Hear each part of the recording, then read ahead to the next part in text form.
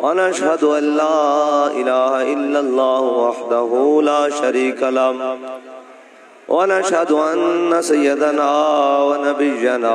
وحبيبنا ومولانا محمدا عبده ورسوله أما بعد فأعوذ بالله من الشيطان الرجيم بسم الله الرحمن الرحيم إن الدين عند الله الإسلام صدق الله العظيم وصدق رسوله النبي الكريم الأمين إن الله وملائكته يصلون على النبي يا أيها الذين آمنوا صلوا عليه وسلموا تسليما الصلاة والسلام عليك يا سيدي يا رسول الله وعلى آلك وأصحابك يا سيدي يا حبيب الله الصلاة والسلام عليك يا سيدي يا رسول الله وعلى آلك وأصحابك يا سيدي يا نور الله الصلاة والسلام عليك يا سيدي يا رحمة للعالمين وعلى آلك وأصحابك يا سيدي يا خاتم النبيين بندہ پروردگارم امت احمد نبی دوستدار چار یارم تابع اولاد علی مذہب حنفی ادارم ملت حضرت خلیل خاک پائے غوث اعظم زیر سایہ ہر ولی صدیق عکس حسن کمال محمد فاروق ذل جاہ جلال محمد عثمان ضیاء شمع جمال محمد حیدر بہار باغ خصال محمد صلی اللہ تعالی علیہ وسلم جس سہانی گھڑی چمکا طیبہ کا چاند اس دل افروز ساتھ پہ لاکھوں سلام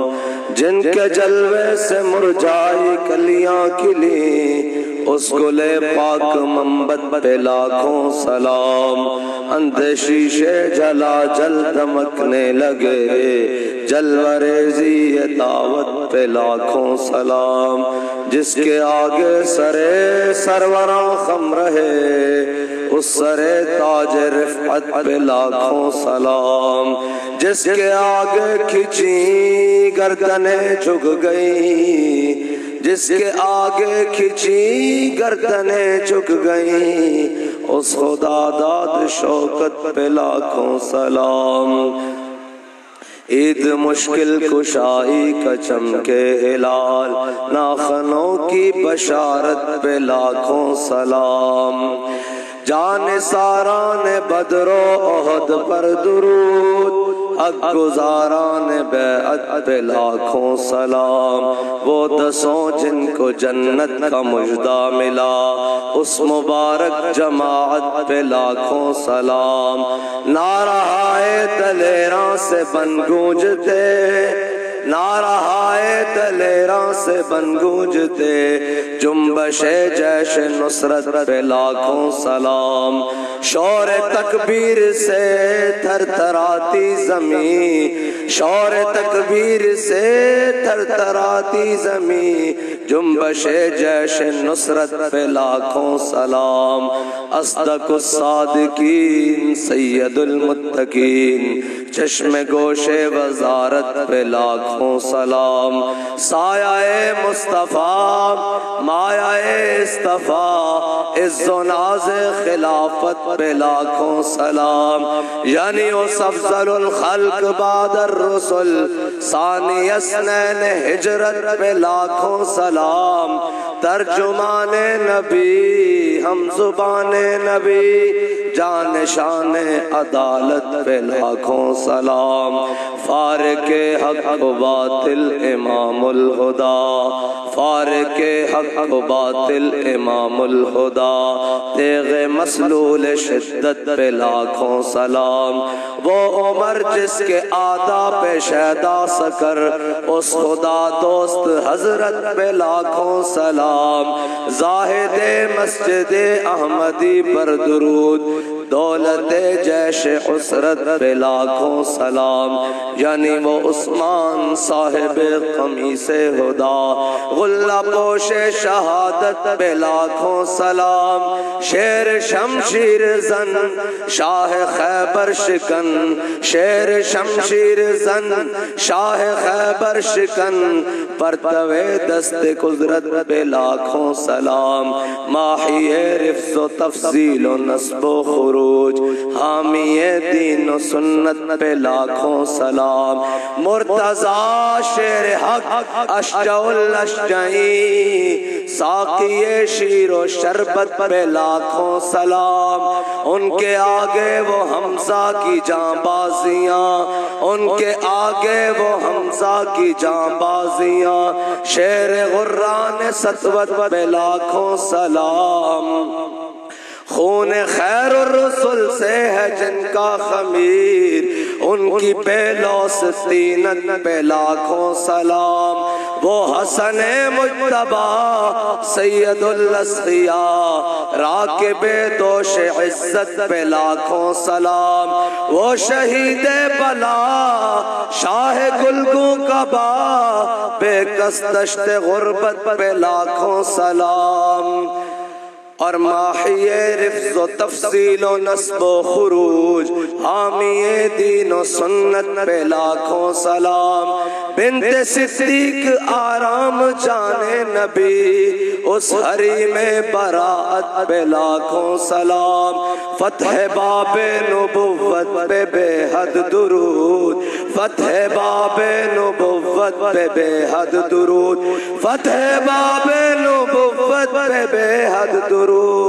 ختم دور رسالت پہ لاکھوں سلام، ان کے مولا کے ان پر کروڑوں درود، ان کے اصحاب و عطرت پہ لاکھوں سلام۔ لو جی، جمعے کا خطبہ بھی ہو گیا ہے، ساروں کو سلام بھی پیش ہو گیا ہے، اور ساروں کا ذکر بھی ہو گیا ہے، تو ہمارا امام کتنا بڑا امام ہے کہ جس نے ایک سلام میں سارا کچھ سمو دیا ہے، اور ہم سب عاشقان غوث اعظم بیٹھے ہیں، تو وہ دو اشعار رہ گئے ہیں، غوث اعظم امام التقا والنقا، غوث اعظم امام التقا والنقا، جلوہ ریزی دعوت پہ لاکھوں سلام، جس کی منبر ہوئی گردن اولیاء، اس قدم کی کرامت پہ لاکھوں سلام، الغرض ان کے ہر منہ پہ لاکھوں درود، ان کی ہر خو و خصلت پہ لاکھوں سلام۔ اعلیٰ حضرت فرماتے ہیں حضور چلے اس پر بھی لاکھوں سلام، حضور مسکرائے اس پر بھی لاکھوں سلام، حضور کا ہاتھ بڑھیا مائی نے پکڑا اور حضور نے نہیں چھڑوایا اس پر بھی لاکھوں سلام، حضور نے 70 بار حضرت امیر حمزہ کے لیے بخشش کے لیے دعا کی اس پر بھی لاکھوں سلام، لیکن جب حضور فتح مکہ والے دن آئے وحشی بن حرب کو معاف کر دیا اس پر بھی لاکھوں سلام، ان کے ہر وقت تو حالت پہ لاکھوں سلام۔ یہ ہے میرے آقا مولا صلی اللہ علیہ وسلم کی بات، اور کائنات میں کوئی ہو ہی نہیں سکتا، میرے آقا مولا صلی اللہ علیہ وسلم کا یہ فیضان ہے کہ جب صلاح الدین ایوبی فتح بیت المقدس کے لیے گیا تو جب مسلمانوں سے بیت المقدس چھینا گیا تھا تو اس وقت عیسائیوں کے گھوڑے گھٹنوں تک خون میں نوائے ہوئے تھے، گھٹنوں تک، اور لاشیں اور اوپر سے انہوں نے کر دیا، لیکن جب صلاح الدین ایوبی گیا تو آج سارے ان کے بڑے بڑے اور جناب کروسیڈ کے بڑے بڑے جرنیل سارے آج اس کے سامنے مجرم کی حیثیت سے پیش کیے گئے، سب کے ہاتھ کسی کے پیچھے بنے ہیں، کسی کے آنکھیں بنے ہیں، کسی کی گردن جھکائی ہوئی ہے۔ حضرت صلاح الدین ایوبی نے فرمایا لا تثریب علیکم اليوم، میں اپنے آقا و مولا صلی اللہ علیہ وسلم کی سنت ادا کرنے لگا ہوں فتح مکہ والے دن، جاؤ سب کو معاف کر دیا، لیکن جب وہ برنس آیا نا سامنے فرمایا تو نے کہا تھا نا بلاؤ محمد کو، تو آ جا، تیرے لیے معافی نہیں ہے، تیرے لیے تو میں یہاں تک آیا ہوں، اور کوئی ہمیں کہے اور کوئی ہمیں کہے کہ جناب وہ سستا ہو گیا واپس چلے جائیں. میں نے کہا چلیا اسی ناموس رسالت واسطے تھے اتنے تک آیا. باقی ساری غلط پیچھے, باقی ساری باتیں تو پیچھے ہیں. جس کام کے لیے ہم یہاں تک آئے ہیں انشاءاللہ وہ کام بھی کروانا ہے. اور حضرت صلاح الدین کہتے ہیں جب عیسائیوں کی فوجیں بیت المقدس میں داخل ہوئی فلسطین میں یروشلم میں, تو ان کے گھوڑوں کے گھٹنے خون تک ڈوبے ہوئے تھے, اتنا خون بہایا انہوں نے مسلمانوں کا. لیکن صلاح الدین ایوبی جب آیا تو سب کے لیے معافی کا اعلان کیا. اور جب داخل ہو رہا تھا بیت المقدس میں تو مسلمانوں کی ماؤں نے, بیٹیوں نے اپنے سر سے دوپٹے اتار کر صلاح الدین کے جناب ایوبی کے ایسے دف بجاتے ہوئے جیسے طلع البدر علینا پڑا تھا نا حضور کی آمد پر کہ آج حضور کا غلام آیا ہے پھر اسلام کا جھنڈا لے کر بیت المقدس میں, تو انہوں نے اپنے سر کے دوپٹے اتار کر جناب صلاح الدین ایوبی کے گھوڑے کے پاؤں کے نیچے پھینکے اور استقبال کے لیے. تو صلاح الدین ایوبی نے ایسے لگامیں کھینچ لی اور دوپٹہ پکڑا واپس اور ایسے چوم کے کہنے لگا ان کی عزت ہے تو ہم اور بڑھانے کے لیے آئے ہیں, پاؤں کے نیچے روندنے کے لیے نہیں آئے. یا اللہ ہمیں کوئی عافیہ صدیقی کے لیے صلاح الدین ایوبی جیسا حکمران نصیب فرما. یا اللہ کوئی صلاح الدین ایوبی کا جان نشین عطا فرما جو امت مسلمہ کے لیے اتنی غیرت عطا فرما سکے اور جو امت کی بیٹیوں اور ماؤں کے لیے اتنی غیرت رکھے. ناموس رسالت کا کام پہلے کیا, برنس کا سر پہلے اتارا, اور ایسے نہیں اتارا, تاریخ میں بڑی مزدار بات لکھی ہوئی ہے. جب برنس سامنے لایا نا فرمایا اس کے ہاتھ کھول دو, اس کے ہاتھ کھولے ڈھیلے کیے, فرمایا پوری فوج کو بلاؤ اور پوری فوج اس پر تھوکے. جب وہ پورا تھوکوں سے نہا گیا تو کہا اب اس کا سر قلم کر دو. یہ ہے تاریخ, یہ ہمارے بڑوں کی بات. ہاں فلسطین اسی وقت وہ آدمی ہی فتح کر سکتا ہے اور وہ شخص ہی اس کے اندر ناموس جناب اسلام کا پرچم لہرا سکتا ہے جو پہلے ناموس رسالت پر پہرا دے گا. ہاں صلاح الدین ایوبی اس غرض سے گیا تھا کہ اس نے حاجیوں کے قافلے کو کہا تھا دلونی علی محمد, بلاؤ اپنے نبی کو, کہاں ہے تمہارے نبی؟ تو صلاح الدین ایوبی نے کہا دیکھ میں حضور کا نائب بن کر آیا ہوں, حضور نے اپنے غلام کو چنا ہے, اب بتا سامنے. اس نے کہا معاف کر دو. فرمایا نہیں, گناہگار کے لیے معافی ہے, یہ سارے گناہگار کھڑے ہیں, غدار کے لیے معافی نہیں ہے. آج بھی اور یہ یاد رکھنا تاریخ گواہ رہے گی, گناہگار کے لیے ہمیشہ معافی ہوگی, غدار کے لیے معافی نہیں ہے. ہاں جب وہ احمد شاہ عبدالی کی جنگ ہوئی نا مرہٹوں کے ساتھ تو احمد شاہ عبدالی نے ابراہیم گاردی کو پیغام بھیجا. اس نے کہا دیکھ یہ کفر اسلام کی جنگ ہے تو آجا ہماری طرف, بے شک تو ان کی طرف سے نہ لڑ, ہتھیار نیچے کر لے, تو ان کی طرف سے نہ ہماری طرف سے لڑ, اگر نہیں لڑنا تو ہمارے پاس آجا. تو اس نے کہا نہیں میں نے مرہٹوں کا نمک کھایا ہے, اور مرہٹوں کے پاس بڑی فوج تھی لیکن اللہ کی شان یہ غازی یہ تیرے پر اسرار بندے جنہیں تو نے بخشا ہے ذوق خدائی,